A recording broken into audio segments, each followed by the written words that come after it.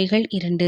என் மகனே, நீ உன் செவியை ஞானத்திற்கு சாய்த்து உன் இருதயத்தை புத்திக்கு அமையப்பண்ணும் பொருட்டு நீ என் வார்த்தைகளை ஏற்றுக்கொண்டு என் கட்டளைகளை உன்னிடத்தில் பத்திரப்படுத்தி ஞானத்தை வா என்று கூப்பிட்டு புத்தியை சத்தமிட்டு அழைத்து அதை வெள்ளியைப் போல் நாடி புதையல்களை தேடுகிறது போல் தேடுவாயாகில், அப்பொழுது கர்த்தருக்கு பயப்படுதல் இன்னதென்று நீ உணர்ந்து தேவனை அறியும் அறிவை கண்டடைவாய்.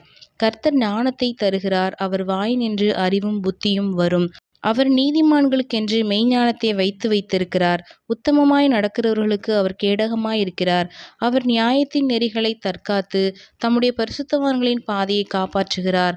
அப்பொழுது நீதியையும் நியாயத்தையும் நிதானத்தையும் சகல நல்வழிகளையும் அறிந்து கொள்வாய். ஞானம் உன் இருதயத்தில் பிரவேசித்து அறிவு உன் ஆத்மாவுக்கு இன்பமாயிருக்கும் போது நல்யோசனை உன்னை காப்பாற்றும், புத்தி உன்னை பாதுகாக்கும். அதனால் நீ துன்மார்க்கனுடைய வழிக்கும் மாறுபாடு பேசுகிற மனுஷனுக்கும் அந்தகார வழிகளில் நடக்க நீதி நெறிகளை விட்டு தீமை செய்ய மகிழ்ந்து துன்மார்க்கருடைய மாறுபாடுகளில் கலிகூறுகிறவர்களுக்கும் மாறுபாடான பாதைகளிலும் கோணலான வழிகளிலும் நடக்கிறவர்களுக்கும் நீ தப்புவிக்கப்படுவாய். தன் இளவயதின் நாயகனை விட்டு தன் தேவனுடைய உடன்படிக்கையை மறந்து இச்சகமான வார்த்தைகளை பேசும் அந்நிய பெண்ணாகிய பரஸ்திரிக்கு தப்புவிக்கப்படுவாய். அவளுடைய வீடு மரணத்துக்கும் அவளுடைய பாதைகள் மரித்தோரிடத்திற்கும் சாய்கிறது. அவளிடத்தில் போகிறவர்களில் ஒருவரும் திரும்புகிறதில்லை, ஜீவ பாதைகளில் வந்து சேருகிறதும் இல்லை.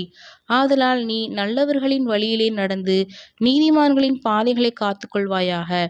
செவ்வையானவர்கள் பூமியிலே வாசம் பண்ணுவார்கள், உத்தமர்கள் அதிலே தங்கியிருப்பார்கள்.